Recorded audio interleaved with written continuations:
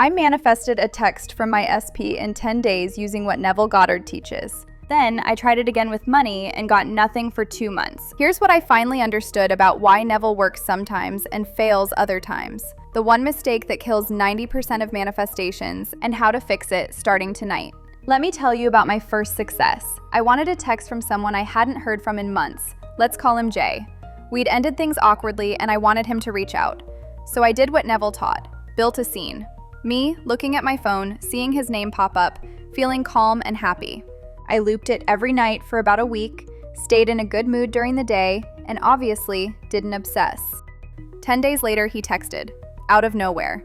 I felt like I'd unlocked the universe, so I tried it again, but this time with money. I needed $2,000 for a course. So I built my scene. It was pretty simple, just me checking my bank account, seeing the deposit, and feeling grateful. I did SATS every night. Looped the scene perfectly and, well, nothing happened. Week 1, nothing. Week 2, nothing. A month passed. 2 months passed. I was doing the exact same thing that worked before, but this time it was like screaming into a void. I started spiraling. Maybe the first time was just a coincidence. Maybe I got lucky. Maybe Neville only works for small things. Maybe I'm not worthy of money. Maybe my blocks around money are too deep. Have you ever had that experience? Where manifestation works once and then stops working? Where you think you figured it out and then suddenly you can't replicate it? I was so confused and frustrated and honestly a little angry. Why would it work for a text but not for money? What was I doing wrong? Then one night I was journaling about both experiences, trying to figure out the difference, and I noticed something. With Jay, I wasn't desperate.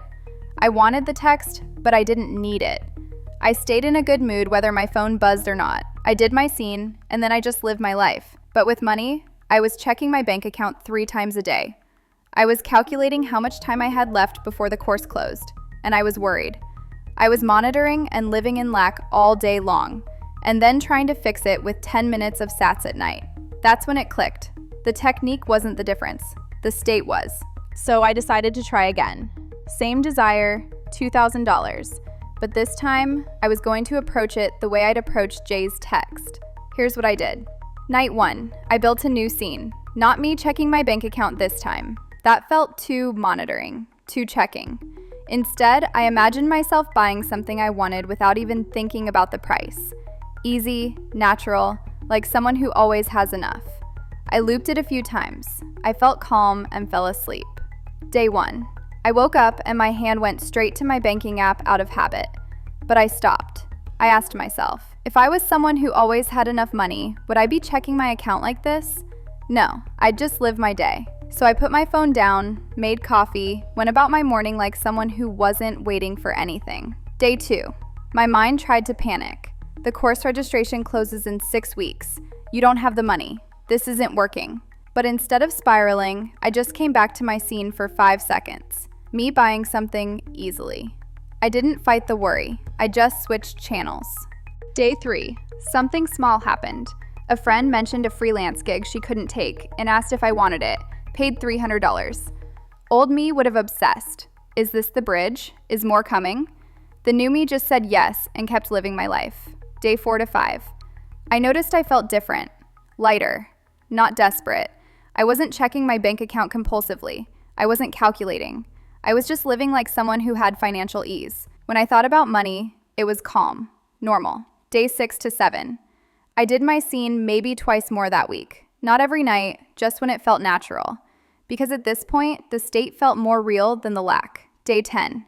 A client I'd worked with months ago sent me an email and wanted to rehire me for a project. $800. Day 14. I got a random refund from something I'd forgotten about.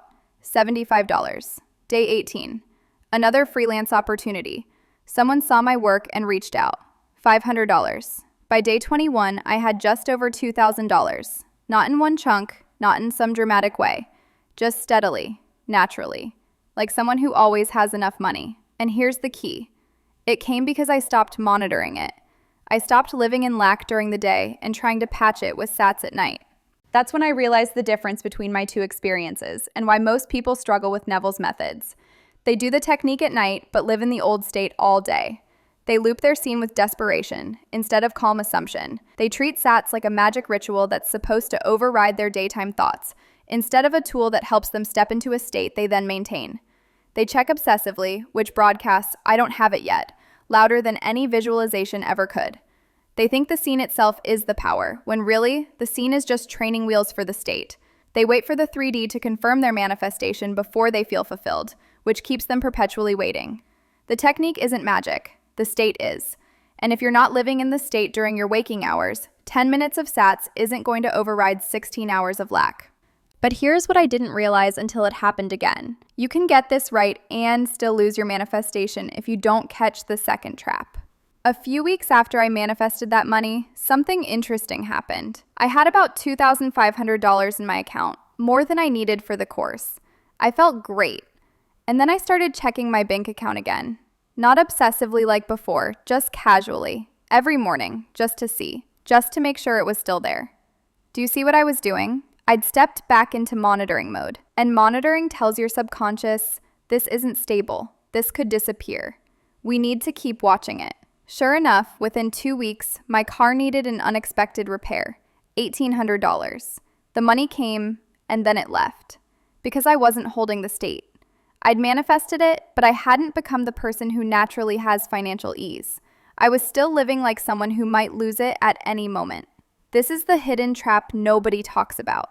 You can manifest something and then immediately lose it because you never fully embodied the state. You got the result, but you're still mentally living in the fear of not having it. And this happens with everything. You manifest the text, but then you're anxious about whether they'll text again.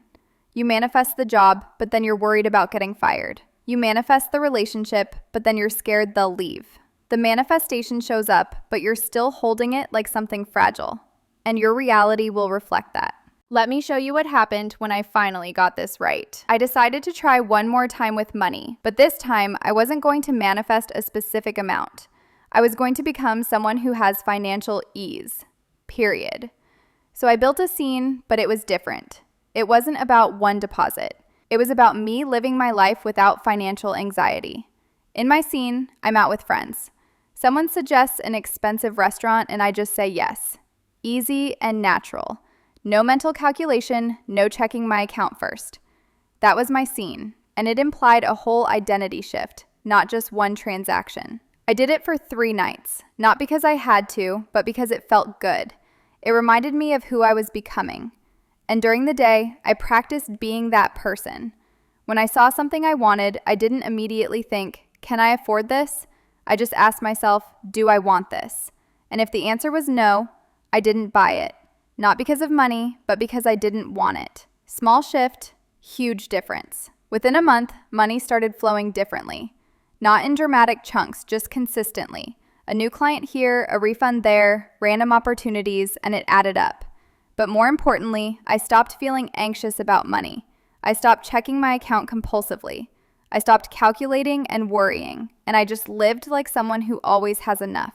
And now, 6 months later, I'm making more than I ever have, not because I manifested specific amounts, but because I became someone who naturally has financial ease. That's the real secret. Not manifesting things, but becoming the person who naturally has them. So here's what you need to remember. Neville's methods work, but most people turn them into rituals instead of states. The technique at night is just training wheels. The real work is living from the state all day. Don't manifest things, but become the person who naturally has them. Don't check obsessively because that's just you telling your subconscious you don't really have it yet. And there's actually one method I use to make SATS easier and more effective. It's super powerful when you combine it with what you just learned. I explained it in one of my previous videos and already have people commenting how well it works for them. Watch it, try it tonight, and you will see how quickly things, people, and opportunities start coming into your life, just like you imagined.